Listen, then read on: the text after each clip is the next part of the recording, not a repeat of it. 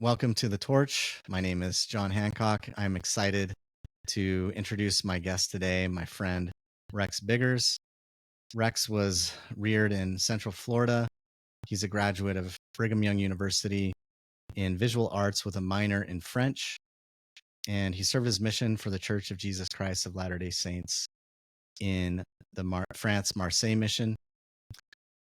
He has worked as a realtor and in other fields, and he enjoys singing, and he's also an amazing hiker and photographer. Rex knows more about nutrition and conspiracies than most people, and he also happens to be an expert on Sasquatch. Yes, you heard that correctly. That's Sasquatch. Rex knows more about Bigfoot than anyone I know. So, and Rex also has a YouTube channel, a personal YouTube channel, and also a YouTube channel dedicated to all things Sasquatch. And Rex has also worked together with a group of friends to compile more than 100 pages of evidence for Sasquatch. And so, in our first conversation, I would like to talk with Rex specifically about Sasquatch, because when I first met Rex and began to talk with him, I got the sense that this is a very reasonable and level-headed man who it just struck me. I was surprised. How could someone so intelligent have such a keen interest in something that seems so fantastical as Sasquatch?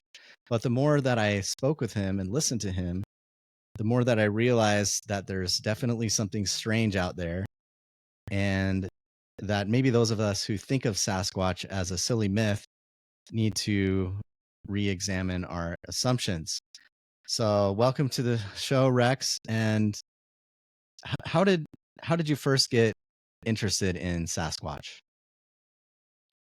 Hi, John. Thanks for letting me talk a little bit on this unusual topic. I guess there's a lot going on in the world right now, but this is maybe a little bit lighter-hearted topic. But anyway, Yeah. um, yeah, to answer your question, so it all began when I stumbled upon a YouTube channel called Utah Sasquatch, and that was run by Nathan Rio. He became fairly well known in the, I guess you could say, internet online Bigfoot circles, and so his channel grew and it kind of took off and got to the point where people would just show up at his house unannounced, expecting him to drop everything and go squatching with him. And so he's kind of taken things down and, kind of got rid of it, unfortunately. But that's where it Wait. began. Go. Okay. Go squatching. What? I mean, I What? guess we'll talk about it. Oh, But yeah, even the term "go squatching," right. I'd never heard of such a thing before I met you. But tell us, what does that mean? What does it mean to go squatching? Yeah, that sounds kind of weird. Basically, that is going to look for evidence of Bigfoot. People just in shorthand would call it squatching. I've even seen teachers saying, about going squatching, and so that's the terminology there. Yeah, good question. Okay. Yeah, no, I've seen from time to time bumper stickers, like, or funny posters and things with, but it's all, making fun of Sasquatch, and as if it's this, this funny myth. Um but there's actually your friend Nathan Rio, and there are groups of people who are actually invested in doing this, in squatching, as you say. Right. Yeah. I hadn't really thought of going, out in the woods in Utah until I saw his channel. He had a what do you call Project Go and See, so he would encourage people to Mhm. go out in your area and kind of do what he did because how he got started, he had I think it was a nephew that was, all interested in Sasquatch, and he was going to break it to him that, hey, you need to practice some critical thinking. That there's no way this can exist here. And then he thought, well, I need to really not be a hypocrite. I need to go out in the woods and actually do what I'm preaching. And he did, and he Uh-huh. surprised to learn that it looks like he kind of found Sasquatch. So yeah, that's how it began with him. Wow, Most so he people, started as a they yeah. oh good. Yeah, no, sorry. He started as a real skeptic too, and trying to prove his nephew wrong, and actually had some encounters of some kind. Yeah, yeah, that's basically what happened in a nutshell. Yeah, that's my understanding. Okay. And so then you found out about this from him. How long ago was this? I would say probably about 7 years ago is when he began, something like that. Yeah. Okay. And then you started going on some expeditions with him, or Yeah, he had a few where he would invite people to come along, and then I kind of started doing some my own and inviting people on that. And now we kind of just do maybe one a year where we kind of get together, everybody, and you know, usually in the fall or summer, and go squatching, go looking for hunting for okay. Sasquatch. Okay. So what exactly, I mean, we've all seen pictures of, these big furry animals of some kind, but what exactly is Sasquatch? Or who is Sasquatch? What is it? Well, that's a really good question. I don't know if anybody has, a definitive answer for it, but uh, to some people, it's a relic hominid, they call it, that we may be related to, that still exists in the forest, and it's quite elusive, and it's a flesh and blood creature. In fact, there's kind of two camps, you could say, in the Bigfooting world. There's the aper camp, they call it, people who, again, who think that are a flesh and blood creature that science can discover and explain. And then there's the other camp, which kind of goes along somewhat with some Native American lore. They call it, I guess, woo is the term, a Native American term for kind of supernatural. So a creature that Hmm. maybe is interdimensional or can go through portals and maybe has some relation to UFOs. And so that's very problematic. I mean, science can't. I mean, it's outside the realm of what science could prove, basically. And so you kind of have those two camps are warring against one another. I think it's kind of by design, like Democrats and Republicans, where they're kind of trying to divide everybody. And but yeah, Yeah. that's a kind of a little bit of to answer your question. What is Sasquatch? Nobody really knows, but there's a lot of speculation out there, and it seems like Hmm. they exist, but who knows what they are. And is there a difference between Sasquatch and Bigfoot? No, they're just, different kind of anglicized American native terms for whatever they came up with, for the Hmm. same creature. I mean, there are regionally, it seems like there's some differences in their appearance. The Northwest, they tend to be larger and maybe more human-like, whereas the Southeast, it seems like they're a little more ape-like and a little darker Hmm. and a little bit smaller sometimes.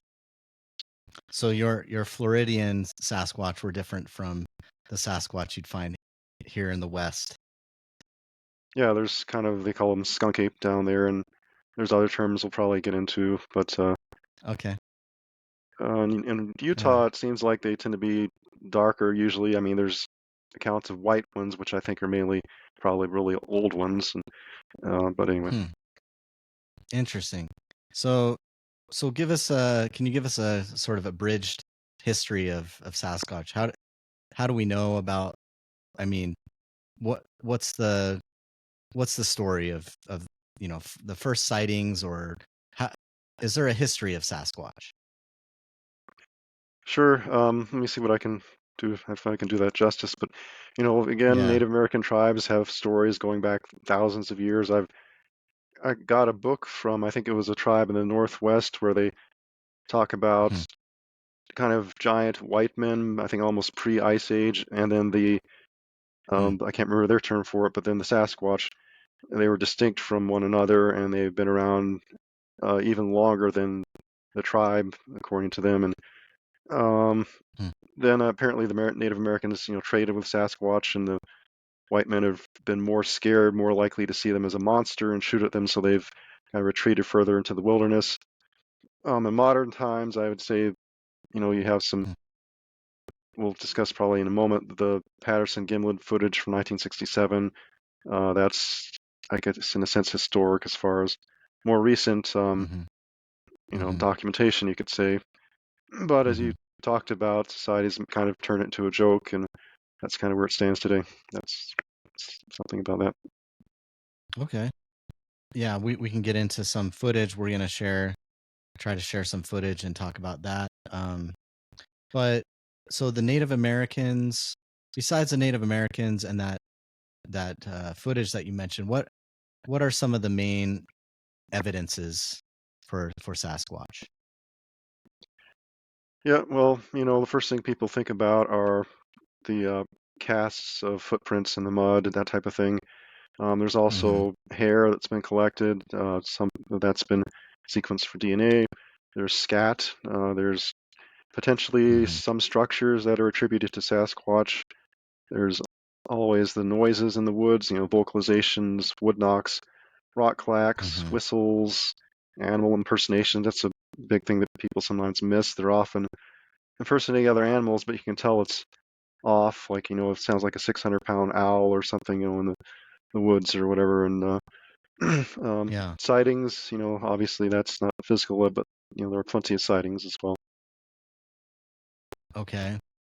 Um, Maybe yeah. Let's try to get some of this footage here. I have a video that you shared with me, Okay, and if I can find it here, it's one that Nathan Rio, your friend, compiled, and I met Nathan too when we you came up to do a squatching expedition, and it's a video called "The Most Compelling Bigfoot Footage," and it's only 4 minutes long. So I'd like to show that if I can. I'll try to great. figure this out how to, and then hear your comments on it. So let's see. Let me share most compelling Bigfoot footage, and I guess I can show it in the Brave tab. Let's see if this works. There we go.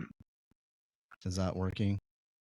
Okay. It's there we go. Yeah, it's finally loaded. Okay. I don't. It might be loud. Let me make sure that.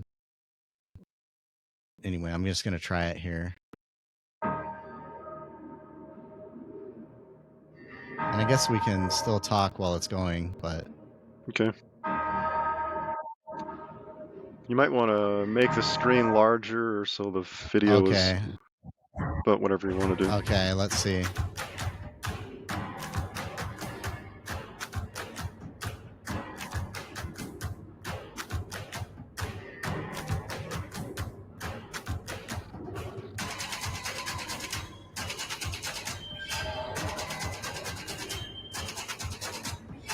Yeah, this is a great video. I like it.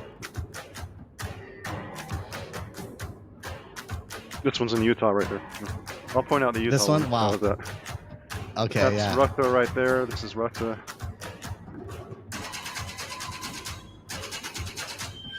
Oh, that one was Utah.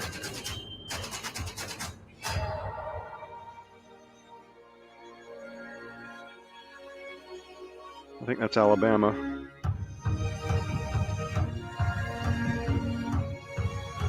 Got the Payson Canyon.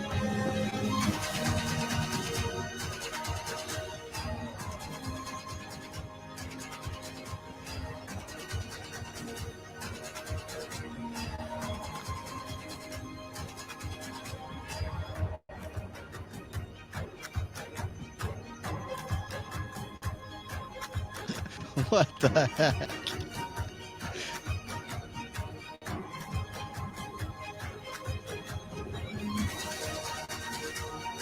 That one's Night Vision, I think.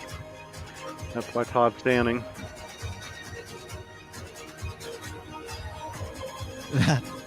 That's one that That M.K. one just Davis looks likes fake. to. Yeah, it's pretty lanky. But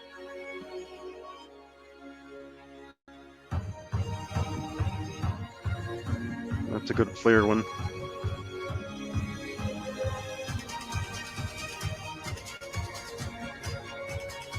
That's, I believe, Utah.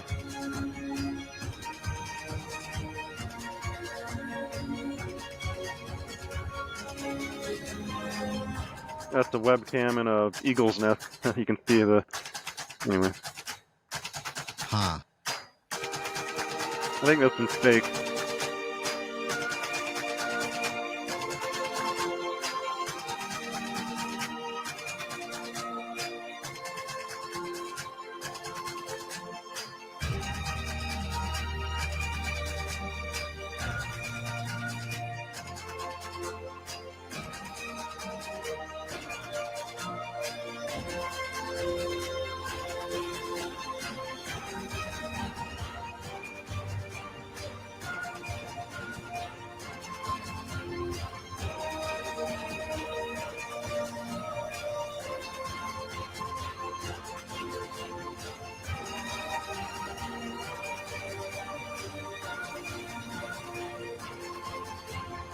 I think this one's called Independence 4th of July footage or something like that. And the Patterson Gimlin, still the best one from 1967. Oh, okay. And was Thanks that so much for watching, guys. I hope you enjoyed this video. Hey, if you like my channel and want so sorry. So the Patterson Gimlin, was that part of that footage we just watched That was the very last clip, yeah. with the baby Squatch? No, that was the one Oh, before it. oh, that was the one But yeah, before. Okay. those are some of the two best ones though. So yeah, so yeah, give us your commentary. Some of those, I mean, some of those look more fake than others, but yeah, what do you think? You were mentioning some were from Utah, some were from Russia.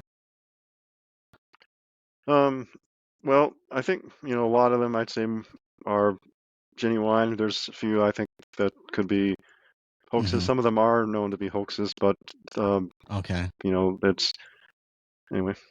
I think the one looking in the window. There's Yeah. also I've seen a UFO, gray alien one, and you can kind of see how their eyes blink and their movements are a little bit off. So I think that one's um, fake. And then Yeah. uh, the one that's debated a lot is the Todd Standing one, where it had a really clear head, and if you watch it, it blinks. I'm not sure. I'm Yeah. not. That may be fake, but I mean, he has Yeah. lots of legitimate. He'll take people out on Sasquatch expeditions and has lots of actual, sightings. But I think my opinion is maybe he was under a lot of pressure to produce something fantastic, and maybe he fudged and created that. I don't know, but maybe it's genuine. Who knows? I mean, I'm not the best judge of that. But I'm Okay. just letting you know, there's a lot of debate on that one. Well, I mean, a lot of those videos, they just seem like someone out in the woods or just, what is that thing, and the way that it walks or runs, like the one with all those animals that were around it and it was just running at an inhuman speed. Like, what was that thing? Yeah, it's there really quick. A really quick story. I'll not take too long, but I was Yeah. working with a guy, and he's like something like 20 years old, and he mentioned to Hmm. me that we brought up the subject of he wanted to know, like, hey, what do you do for fun? And I said, well, I, you know, do landscape photography and a hike, and I look for Sasquatch. And he said that in Payson Canyon, he's riding a bike about 20 miles an hour, or maybe it's 15 miles an hour. He said, yeah.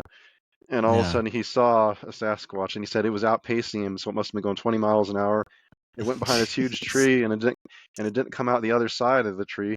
And you could tell it wasn't a ghost or anything because it left this branch kind of, was swinging in the wind, and so it really freaked him out. And anyway, so that's can't remember why was I telling you that story? I can't remember. Oh yeah. Well, But just because they can run fast oh yes, the and they speed, have, yeah, yeah, and they have like a weird, obviously they're huge, well, some of them, and they have a weird kind of gait, like how they walk. yeah, yeah. It's But you slightly mentioned different. Where okay, yeah. Oh, you mentioned the blinking. So why would the blinking be an indication that it's actually a fake? well, I've just noticed on this other fake UFO footage where you have a gray alien looking in the window just like that. There's kind of this almost cartoonish blink to it where, Mm, and then the movements, in addition with the movements, were just kind of a little jerky. I'm not sure the program that's used for that. I'm not an expert hmm. on that, but I've Yeah. read comments where people did explain, and I looked into it, and so anyway, can't remember the What details on that. what were any of those Sasquatch sightings Nathan Rio's own videos? Um, they were not. He has one where he recorded it, but it was so, it didn't come across well in the video. It just kind of looked Hmm. like a little bitty thing off in the distance, and you couldn't Uh-huh. really see anything. So he was kind of, Yeah. yeah. But anyway, there's been so many sightings or claims of sightings. I read somewhere that there's thousands of sightings of Sasquatch in the USA, and even almost 100 sightings in Utah alone. Hmm. So either, I mean, what percentage of these, you know, what percentage of these people do you think are telling the truth? I would venture to guess a very high majority of them. I mean, most Uh-huh. people, they'd rather not admit to, I mean, even today when it's a little more accepted, they'd rather not admit to, at least publicly, that they've seen Sasquatch just because, there's potential for ridicule. And I haven't had, really bad experience with that, but I haven't actually seen them. I've heard things that, and I know people that have seen them. But yeah, I don't see a lot of people. Obviously, there are hoaxers out there. There's plenty of hoaxers and things Mm-hmm. where they. But as far as just reporting something, I think the majority of people are normal enough that they wouldn't be their top way of trying to get attention. So Yeah. So even if they do see something strange, they're maybe unlikely to talk about it just right. because they think they'll get ridiculed. But I was reading one of the websites you sent me that mentioned there's more than 10,000 Bigfoot sightings officially reported since 1967 in the United States. And Hmm. that's to say nothing of the sightings that haven't been reported. Um, Yep. so, but why, if there are these videos and if people are seeing these things, if hearing these noises, having these experiences, and there's so many of them, then why is it why do a lot of people think of the Sasquatch phenomena as a kind of silly myth? Yeah, that's a good question. My take on it would be that society or the powers that be seem to have some, I don't know what it is, vested interest in trying to keep it that way. Uh, I guess they would like to keep it hidden. Maybe I've had it described to me. Maybe the part of the implications of that would be, you can imagine a large primitive, man-like creature in the woods in our national Mm-hmm. state parks. Both of those, fear Mm-hmm. would, I guess, put into families, and I guess they could potentially lose billions of dollars. People who make reservations for parks and things, and Mm-hmm. on holidays and vacation. Um, so maybe in a sense, the national parks are a covert way of making like an Indian reservation for Sasquatch. I've heard people say that, and if they, Okay. didn't, if it were outright known that, hey, you have these beings in the forest, they can maybe take your children or whatever, or, Yeah. then that would be kind of some hysteria, and they don't want that, and they might even have to create an official, Sasquatch reservation system, and just to be a whole, rabbit hole that I don't know, maybe they don't want to go down. But again, that's speculation. I mean, who knows? Maybe Yeah. there's other more nefarious things people talk about. It would help us know more about, I don't know, UFOs and our creator, and they want government to be our god and whatever. I don't know. Who knows? So, but also, I mean, on the flip side of that, though, if someone actually captured one of these things, put it in a Hmm. cage, and brought it, you know, toured around, like, here's Sasquatch, I found it. I mean, that Yep. person could probably do pretty well for himself. What, so what, like, what's preventing us from capturing one of these things? Well, I think I don't know if you ever heard of the Minnesota Iceman. There was a guy who kind of did that where he went around and charged a fee to see his frozen, basically Bigfoot, but I think it was a hoax. But anyway, yeah. So, well, let me see. I had a note I made on this. 1 second here. Let me Yeah, see if I can pull that up. It'll make it easier. that's fine. Yeah, sorry, I've kind of Let's gone see. maybe out of order with the questions, but I just No problem. trying to follow Well, the I was conversation where it reflecting on leads. that, and if you have a gorilla, I was calculating, they're apparently 4 to 9 times stronger than a human being, and they weigh about Mm-hmm. 374 pounds maximum for the males. And if you Mm-hmm. quadruple that, and you have a a being that has tremendous strength, perhaps 40 times stronger than a human if you do the math. And that's, like, say a human was bench pressing 200 pounds. I mean, that gets up to Hmm. 8,000 pounds if you're 40 times that, and 4 tons. I mean, so they can pretty much Yeah. rip apart most things. We would be able to trap them, at least in the woods. And then Yeah.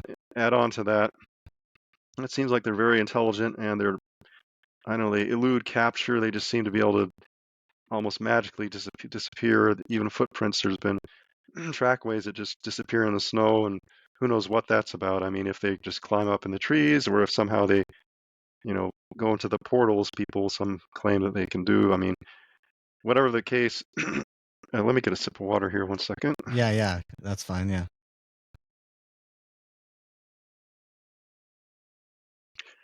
And there's something that's a little more, I don't know, maybe I say far-fetched. I've heard that the government supposedly had a project to capture them and try to turn them into super soldiers of war in times if maybe a foreign invasion took place. But supposedly that project failed, and Uh-huh. they would often, commit suicide or not take orders. They, I guess, would have some type of implant where they would shock them, to train them to do things, and they wouldn't comply, and so they just quit doing that type of mind, whatever they were doing.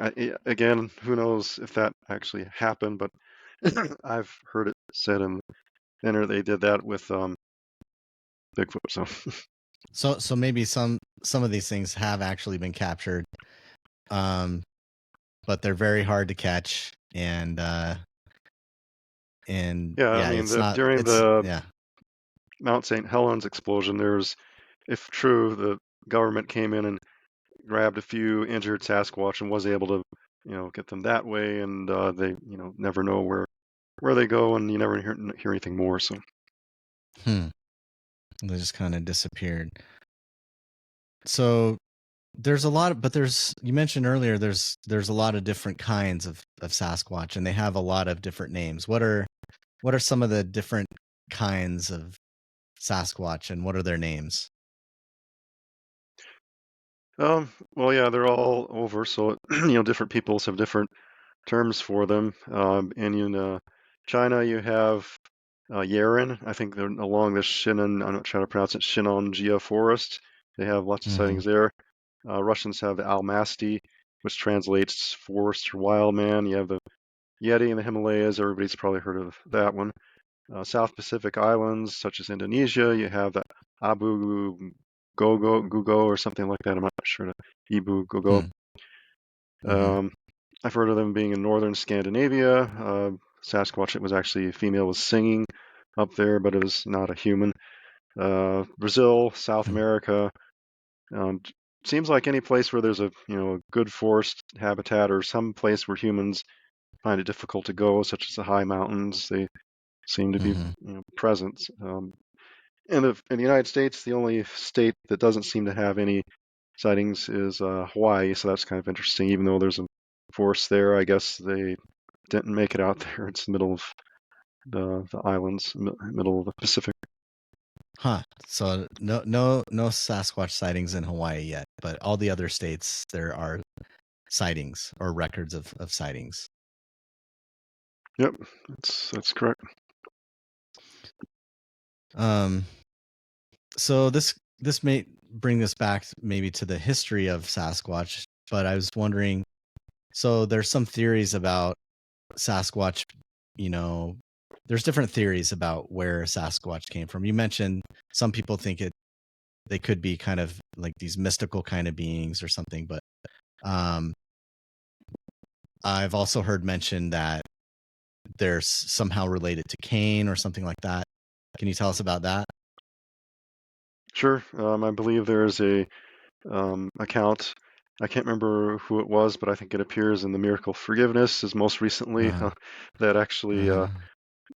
Mr. W. Kimball quotes this account where one of the early brethren was on horseback, and the creature presented itself as Cain, or maybe I don't think he said a seed of Cain, but basically a creature that is doomed to wander the wilderness, which I think is biblical. It said the seed of Cain would be you know doomed to kind of wander the earth in mourning or something like Mm-hmm. that. I don't Hmm. know, if it's true or not. Some people say that account was, I can't remember the reason, what they said, but it said it was not credible or something. People always say, "Oh, it's not credible," but anyway, Hmm. that's one. That's kind of a LDS legend, I guess you could say, Latter Day Saint, Mormons Oh, okay. legend. Okay, so that's just an LDS legend. It's not in the broader culture of people who think that Sasquatch is maybe Cain or related to Cain or something like that. Well, it's out there. I mean, there's a lot of, I mean, there's lots of different things out there about them. I mean, Uh-huh. you have lots of stuff that's way out there I could go into, but yeah, that's one of the things out there. Okay. So when's the best time of year to if you're going squatching and you want to see one of these things or hear one of these things, what's the best time of year to do it? Let me see here. I've had some thoughts on that. Let me Uh-huh. pull it up here. Let's see. Yeah. Or is there a best time of year? Maybe it's an all season kind of thing. Let's see. I mean, I could tell you off the top of my head, but it's easier when I wrote it out. Yeah. So the way I was stating it here, it seems early fall and early summer are as good as any. It seems like it's not too hot. I think in the hottest months they kind of retreat further up into the high country. But in the winter, people will sometimes see them come down from the mountains, and I guess they're chasing deer. And there's Mm-hmm. a fairly well-known sighting in Provo where they just were in the neighborhood filming one that looked like it was up on the mountain there. Mm. So it kind of depends. For our kind of expeditions, we tend to do it whenever we can get up into the mountains. But in autumn, I get the impression that they're kind of pushed out of some areas due to the deer hunting season. So it seems like I hear them Mm. frequent trails where there aren't, hiking trails where they wouldn't normally be because of all the hikers, especially in summer. And like I said, in the summer heat, I think they enjoy the higher elevations. So Yeah. some people speculate And that the yeah. big ones hold up in the mountains in winter, and some of the younger ones retreat down into the valleys in winter and just kind of in the deserts even. So who knows? Hmm. And that's And in Utah. do they how do they communicate? Well, they have. Hold on, let me see. There's vocalizations. Let me pull it up here. Yeah. Oops. So you have some recordings of these vocalizations? Myself, potentially. I mean, I have a few little things that are really odd. Hold on here. Let's see. Uh, Um, oh, I keep pulling up. Well, I'll just go off the top of my head. Sorry. Yeah, there's vocalizations. They also have the. It seems like when humans are around, they will kind of in space communicate with each other through not wood knocks, rock clacks. I think they're just trying to let people know where they are in space and say that, hey, mm-hmm. there's a human over there. He's in a camp, or so it, some people say they're even telepathic, and they receive sometimes some of the more you know telepathically, I guess, inclined humans can Mm-hmm. receive some information from them, like even through dreams, and so it's who knows. Hmm. But yeah, they talk just like you and me. It sounds kind of like people describe it as sometimes. There's some recordings out there if you look up. Oh, what's his name? I'll think of it in a minute. But it sounds like Mm-hmm. samurai chatter. They call it. Like Mm-hmm. it's kind of this. It sounds like almost Chinese. So Okay. Okay. So, but Ron and Moorhead. Look up Ron Moorhead and his recordings. That's what you'll hear. Is yeah, kind of we like can it's share sped a up, almost super fast talking. huh. Okay, we can share a link to that. So they do these wood knocks and rock clacking and vocalizations and maybe this kind of fast fast language. But where do these things? I mean, they're up in the mountains or in these woods.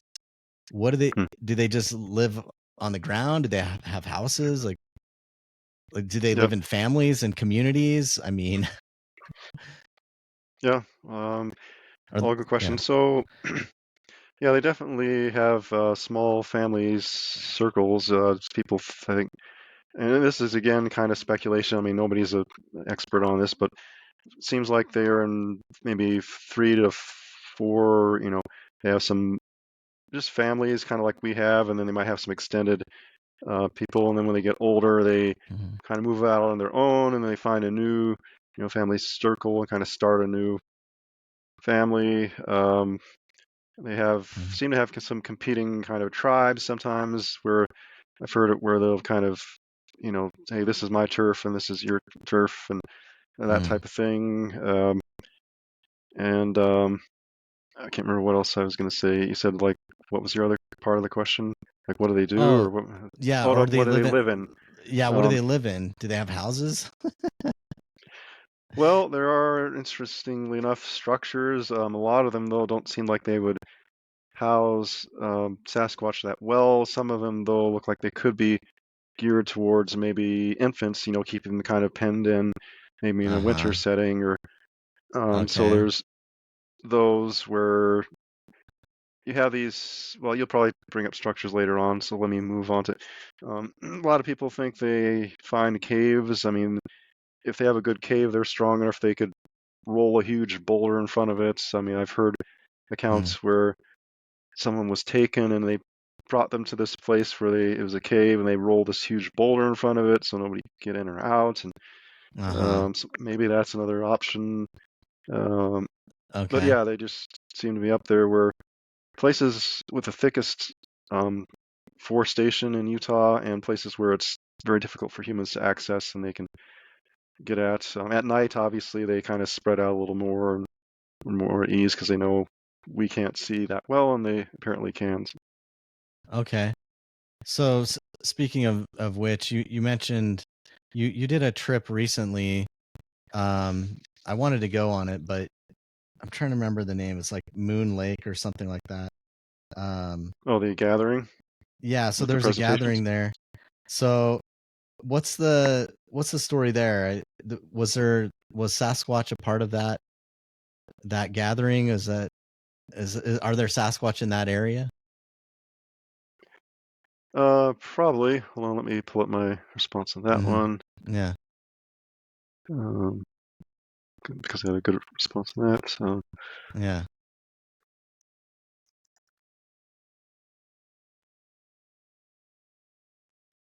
well, so that mainly that was just kind of a presentation, kind of like a, you know, I guess like Phenomicon is another one in that where you Mm-hmm. have to pay money, but this one is free of charge. The other one's in Vernal and Phenomicon.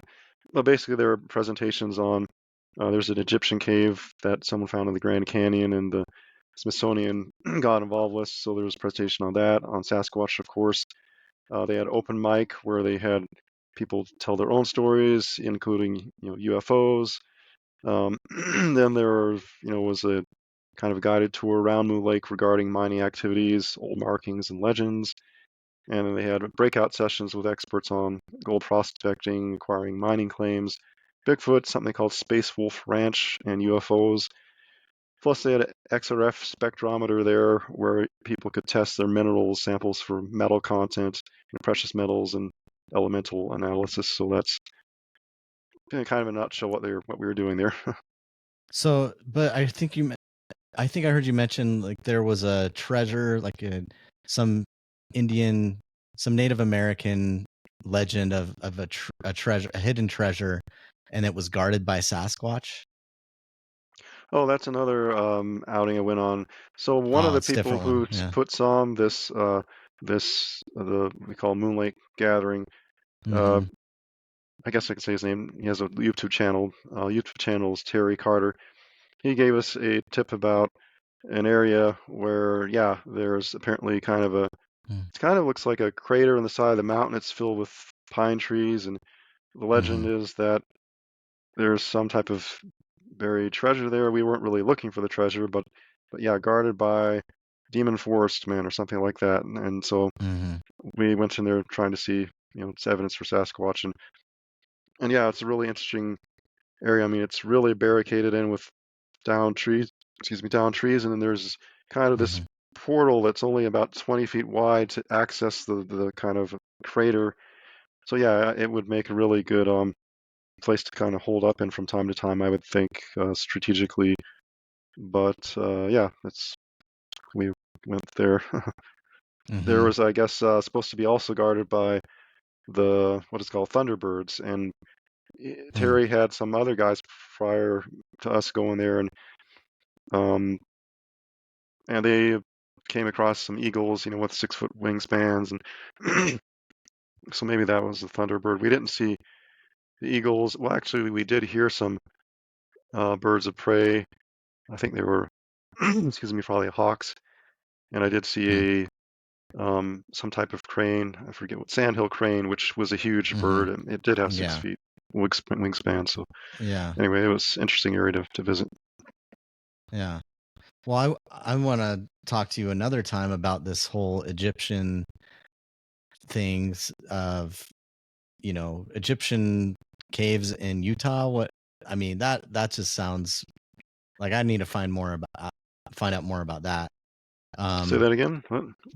You mentioned the Egyptian caves. I'd like to Oh talk yeah, to you maybe another time well, about that was the that, because Grand Canyon, but yeah. that's just sounds like a real fascinating story. But back to Sasquatch, Bigfoot. As we're talking, it kind of made me think, okay, maybe the way to do it is to get a baby Sasquatch, because the bigger ones are just gonna tear you to pieces, right? What Hmm. what do these things eat? They eat animals, they eat leaves, like what do they eat? Well, one of the researchers, his name is, oh, I can't remember all of a sudden. I'll come up Mm-hmm. with it eventually. But Mm-hmm. anyway, apparently they eat all sorts of things, from Mm-hmm. grubs to um, fungus, like mushrooms, Mm-hmm. berries, lots of deer, I think, elk. Um, I Mm-hmm. think in Utah, there's some area where they have a lot of the West, they have what they call free range cattle. If you can go to Payson Canyon, you'll see a sign say, Mm-hmm. $10,000 fine for killing or poaching a cow, and they so many Mm-hmm. cows wandering around up there, and I think occasionally they probably grab one of those, and um, Mm-hmm. so yeah, just I think anything they can eat, they do. Mm-hmm. Some other Yeah. things, more Yeah. less not flesh and blood. There's I don't know if I want to say his name, but it's Doctor. Oh, I can't think of his name. Son.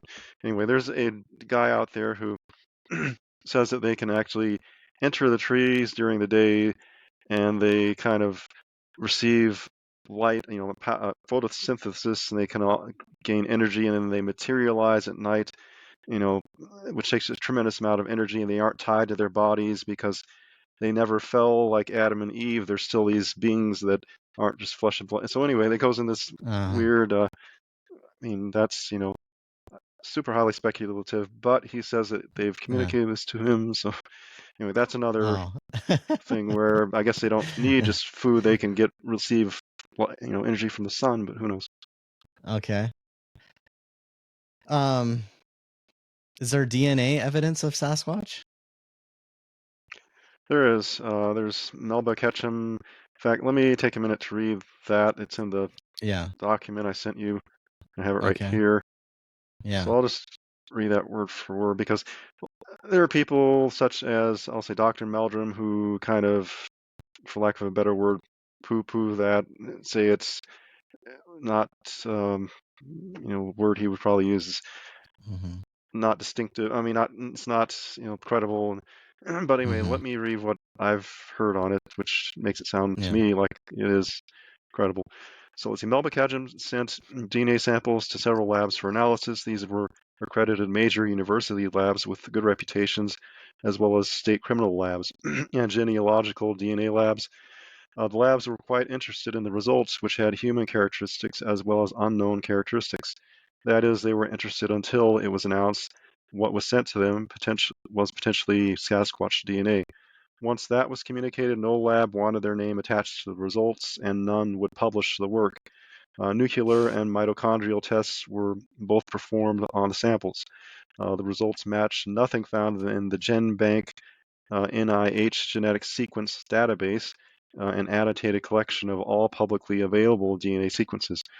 For 2 years, no lab would allow any work to be published for peer review. Later on, a new science journal agreed to take a look at it and found the work to be competent and repeatable.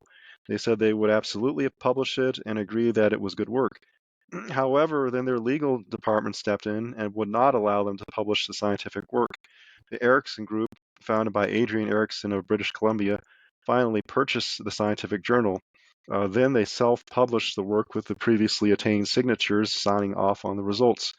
Due to this, the results have now been peer-reviewed, published, and accepted in Zoobank's genomic list of flora and fauna. So that's kind of in a nutshell what happened there, and you'll have people Hmm.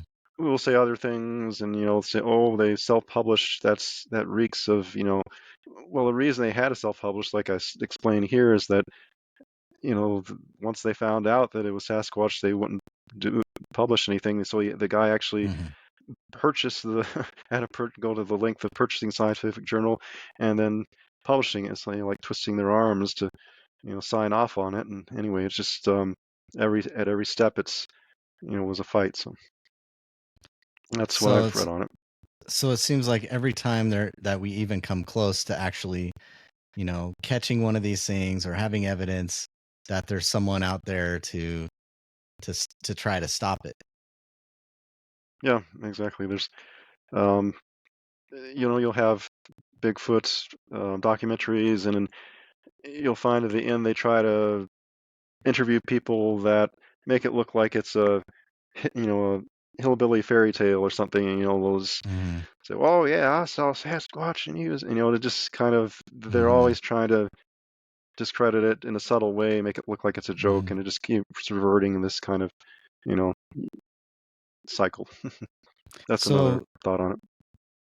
so what are some other of the best stories of Sasquatch sightings that you can tell us? Well, there's a whole collection. If you go on a Bigfoot Case Files, that YouTube channel is just chock full of story after story. I mean, who knows how many are credible, but just everything you could ever imagine more. A couple that Hmm. I'll mention. There's the Yeah. famous one is the Albert Ostman story, where he was apparently taken by a Sasquatch, his sleeping bag, and brought to their lair and kind of presented to the family. And he eventually escaped by feeding it some chewing tobacco, is my understanding. And they took too much of it at once, and he was able to run off while they were distracted. And but that's an interesting one. Kind of. There's the story about Ape Canyon, I think it was near Mount St. Helens before it blew up, where they were, I think, prospecting, and they had boulders come flying down on their cabin, and they had to escape there. Those are kind of some older historic ones. A more recent one that caught my attention was there's this guy named Kevin.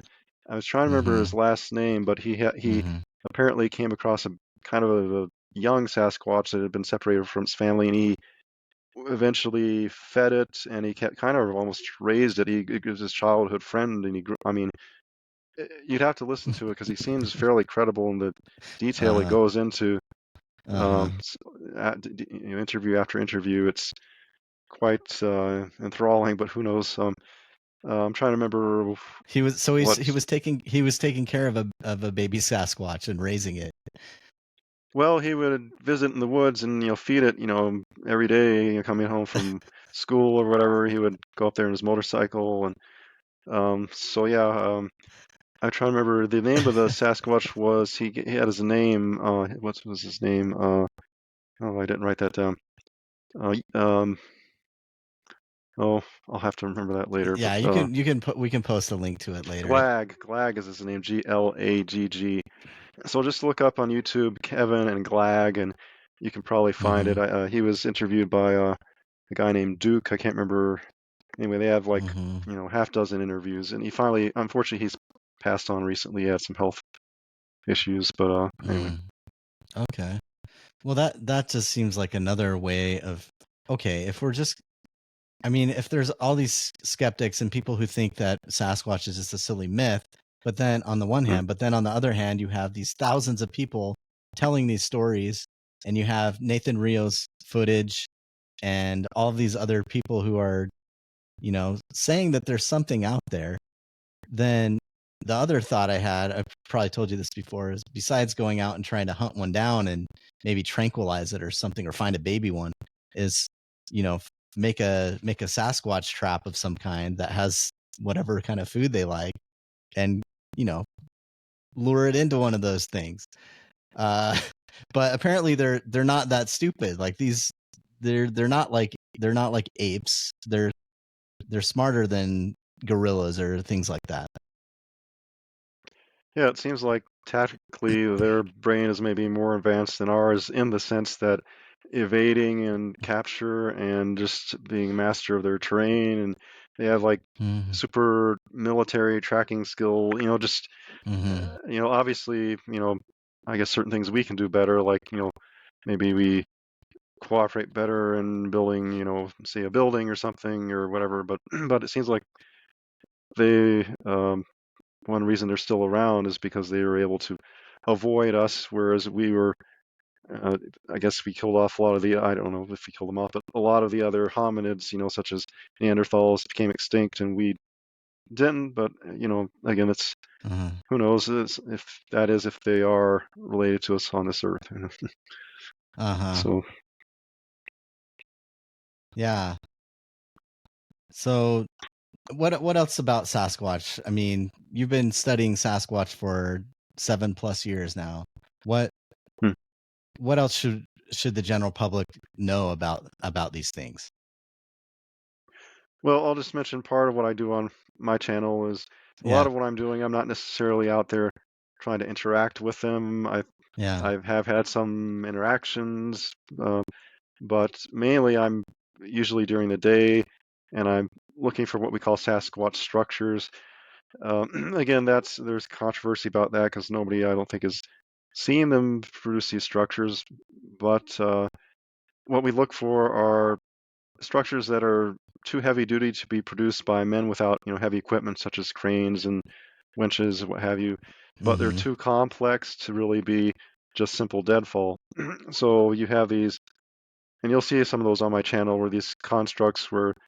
Um, One story I'll tell real quick. I Mm-hmm. sent a nice email to Dr. Meldrum one time. Dr. Jeffrey Meldrum. He's up in Idaho, Mm-hmm. in the university there, Mm-hmm. and I just mentioned that here's a video I have. It's he's LDS as well, so Mm-hmm. anyway, I kind of use that to send him a nice email. But Yeah. so we have that in common. But uh, Mm-hmm. I have found a tree that had 7 different trunks, dead trunks, all kind of converging up in this live tree. So I mean, it's kind of unusual. And his thought was, well, I don't see anything distinctive. There's so much deadfall here, and I had to, write back that, well, if there were 1 or 2 leans in a tree, I could see that as being, you know, Mm-hmm.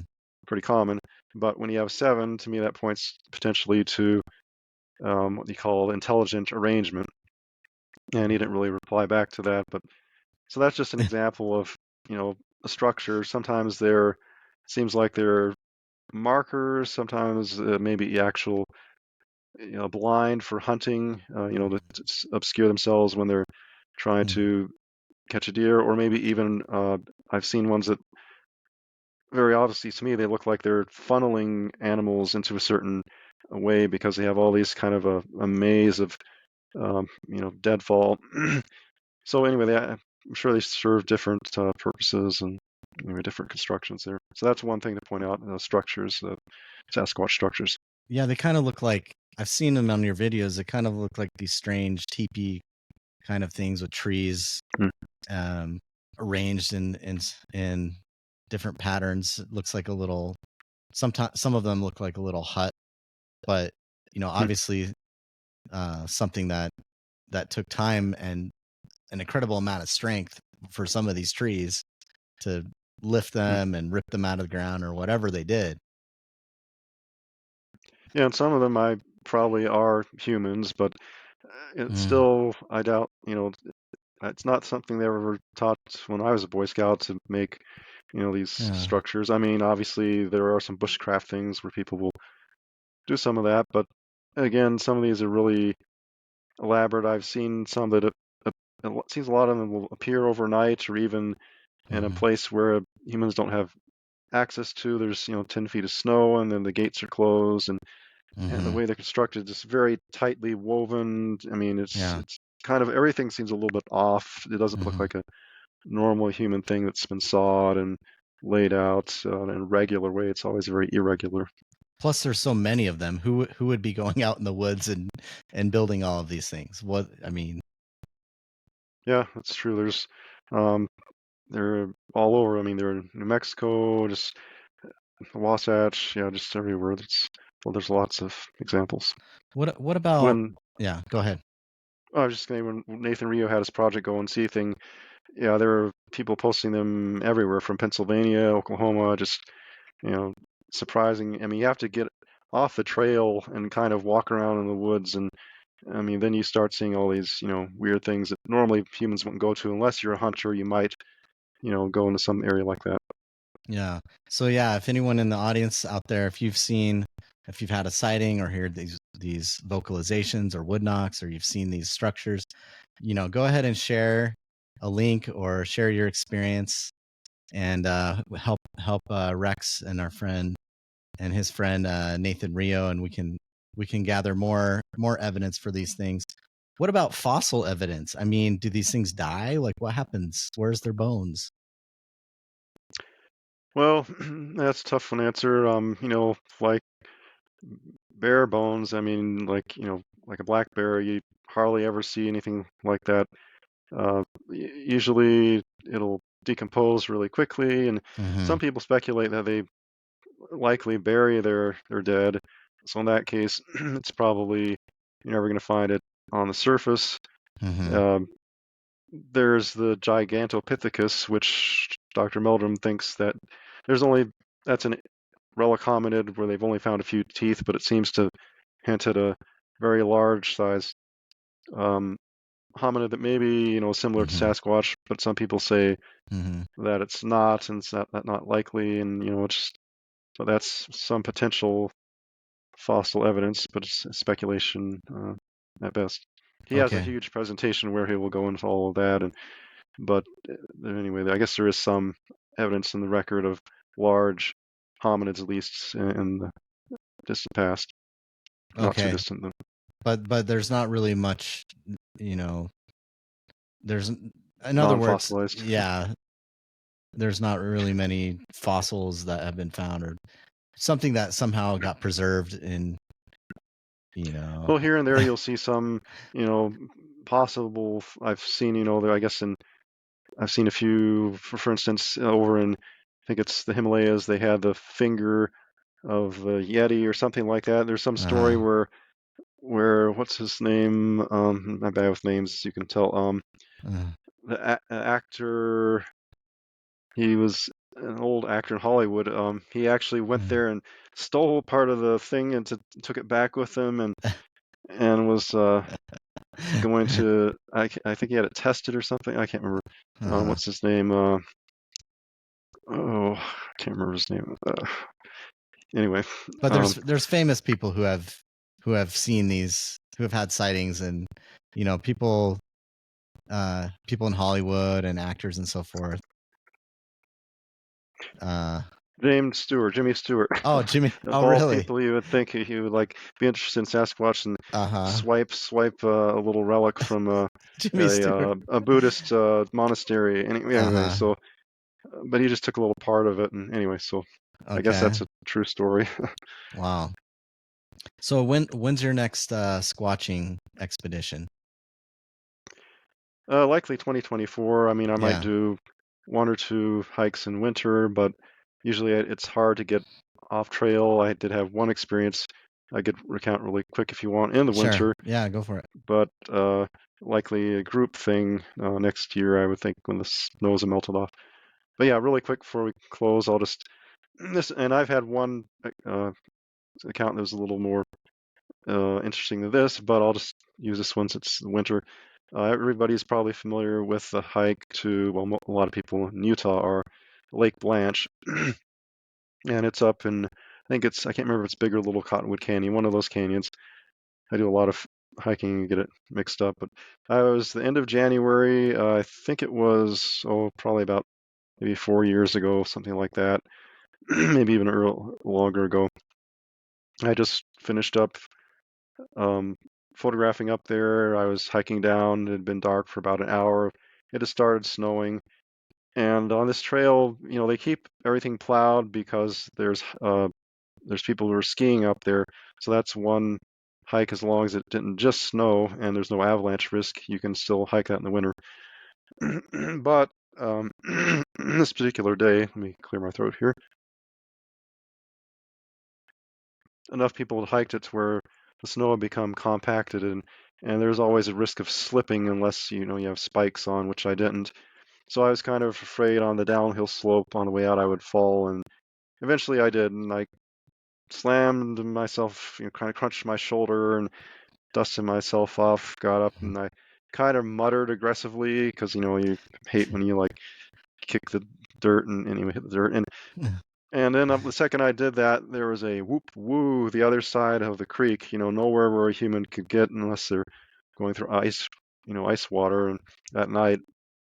And it didn't sound like an owl. An owl sounds more mechanical, like whoo whoo. I can't do an owl, and it didn't sound like a coyote. It sounded like, a primate. So, could have been, that's sent a chill up my spine and kind of lasted the rest of the evening. And I've had other experiences where I've heard things like bipedal running, where it's not a gallop, it's not a ka-thump, ka-thump, it's a swish, swish, swish, swish, swish through the grass. When I was, I was alone, just in a sleeping bag one time, an area where we had lots of wood knocks, and I invited some people out, and they couldn't make it.